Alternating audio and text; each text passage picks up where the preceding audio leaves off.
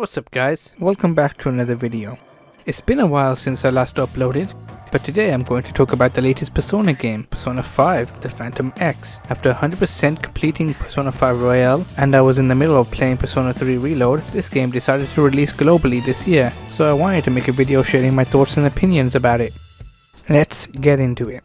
This video was made right after I completed the Subway Slammer mission. P5X is a diamond in the rough. It has the qualities of a great live service gacha game, and I know over time they'll improve and fix its problems. I was excited to find out that they decided to release this game globally so that I could finally get my hands on this Persona gacha game. I've been keeping up with YouTubers like Faz when it comes to showcasing what this game was like, but since it was in Chinese, I didn't look too much into it. So when it comes to the story, I'm generally excited to see how they convey and tailor it around the gacha model. Let's talk a little bit on how they implemented this system. First off, the city life is quite different from the original version. You now have action points and longer day-night cycles. You gain 5 action points every real-life day, which you can spend on activities to upgrade your social stats with confidence, or simply go to work, watch movies, clean, cook or read. Using these action points improve your synergy ranks, unlock new abilities and grant access to new items, so it's definitely worth doing.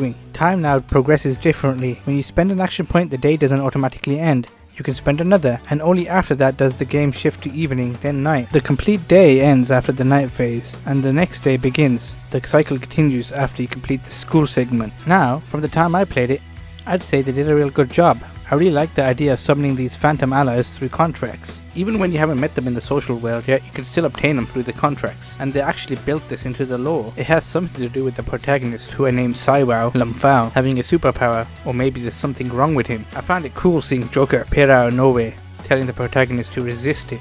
Resist what exactly? And the intentional visual audio glitches in the system, like when entering LeBlanc for the first time, was a nice touch. They even tied these moments into the story, making the characters around the protagonist think he's daydreaming or spacing out, implying he's hallucinating these things. Just to be clear, I love this game, even knowing it's designed to make you want to open your wallets and give it all your money. But I think it's developed in a way where, if you sink just enough time, you can enjoy this game without spending anything. It feels rewarding. It doesn't feel like a grind so far, because I've always feel like I'm progressing and growing my character stronger. I just hope they don't slow down on providing new gameplay experiences and missions, so it doesn't become like the other gacha games I've played before and burnt out over. Just having the pity system alone is a good addition. The idea that after 80 pulls without a 5-star character, you're guaranteed one. I'm sure that they were inspired by countless other gacha games like Genshin Impact for example. The abundant amount of meta jewels you get from just doing activities or roaming the metaverse, doing challenges, is really satisfying. Gathering enough to go for a 10-pull contract spin always feels worth it in my opinion. And not only that, but you can also obtain physical gold and platinum tickets, cutting down on the amount of meta jewels you need to spend. It might seem confusing at first, but if you played other gacha games, you would understand that they like to give players tons of different currency options. For example, the Violet Cogni gems, you can exchange those for meta jewels, and then you can use those to purchase another single or 10-pull contract. Knowing this game hit number 1 in the free download rankings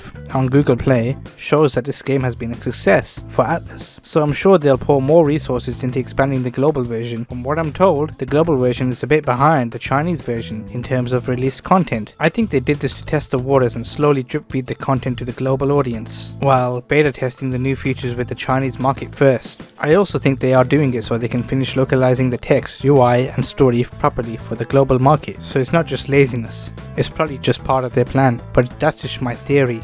My little hypothesis. Who knows, we might even see a localized dub. I'm hoping so. I don't think a localized English dub would be their priority right now. I just hope they fix the problems I list in this video first. Let's talk about the gameplay. What it's actually like to play this game. Well, I'll tell you one thing right now, it's clearly designed in mobile in mind. I don't mind that, but you can tell the Steam version needs work in terms of being a solid PC port. Mouse and keyboard and controller support definitely need improvements. I hope they eventually remove those mobile icons that stay on screen when you're exploring the metaverse, palace or even just walking around the city, especially when the game detects you're using a mouse and keyboard or a controller. I even experienced a bug where the UI interferes with the cutscene sometimes, appearing over the subtitles and making them hard to read. That said, I do like how it has cross progression. You can sync your Google Play account, I'm on Android, with your Steam profile by linking both accounts together. Combat is way different from the previous Persona games. It's made more mobile friendly, easy to understand after a while, but definitely stripped down intentionally. I'd say to work better with a gacha model. Now explaining the full system would take a whole separate video, but here's a quick breakdown of what I picked up so far. You get the option to summon 3 personas,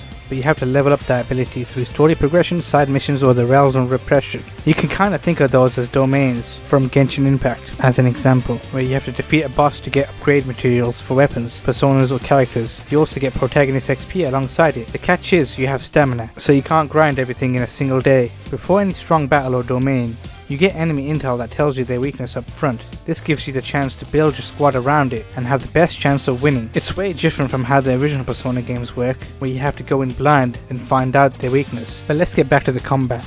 I'd wish they improved the UI here a bit, because it can be difficult at times to assign the correct teammates to counter the enemy shadows. When you're on the screen to select the teammates, you can't see the enemy intel, so if you don't remember their weakness, you have to go back and check again. It gets pretty annoying, especially since you can easily mess up and accidentally start the battle with the wrong squad, putting yourself at a disadvantage and potentially losing the fight, or waste time leaving the fight just to go back and change your teammates so you can select the best one for the encounter. When you strike an enemy's weakness, you get a one more move, but this works differently now. I'd say for the worse. You can't use your items, you can't back out and do something else like guard, and you can't chain weaknesses more than once with the same character. When you down an enemy and do an all-out attack, they stay down. You can't hit them again and do another one before their turn comes up again. The highlight features is a cool addition, but it's not as cool as the Persona 5 Royale version, where it's based on how much damage the protagonist receives. Here it's based on how much damage you do. The navigator is different too. You get to choose the buffs you receive instead of random ones, which is nice, but if you don't want to use her support as of then, she gets annoying by constantly reminding you that she's available. That said, pulling off chain attacks when you got the right squad, it's super satisfying. They just need to rework the system a little bit to be more user friendly for PC and controller users. Also, give us the option to back out of an all-out attack without wasting their opportunity, so that the character can still perform another action like using an item or guarding. I find it ridiculous that if you just back out from an one more attack or an all-out attack, it just wastes the turn and you can't do something else like attack the shadow or use an item on an ally to cure their ailments. But yeah, those are my thoughts and opinions on Persona 5 The Phantom X. I think the concept is great, the story so far is. I really like how Kiryuji's palace is vast and not just linear. You can actually divert from the main mission path to solve extra puzzles, grab more meta-jewels, open treasure chests which can contain gold tickets, and fight strong mini-bosses to test my skill and earn more rewards from it. If they stick with this model and avoid adding too much formal content, I'd say they can turn this into a great game to play casually or even long term. Oh yeah, who's excited about the Persona 4 Revival announcement from the Xbox showcase? I'm hyped for the remake, but I really hope they don't mess with the story and instead keep it to the original. The golden one would be better actually. I don't want them making changes to suit a modern audience because in my opinion that would kill the vibe of the game. But hey, we'll just have to wait and see how it turns out, won't we? Maybe I'll make a video on it in the future. Who knows, anything could happen. Anyways, if you enjoyed this video, make sure you leave a like, share your thoughts in the comments below, and I'll see you next time. Peace.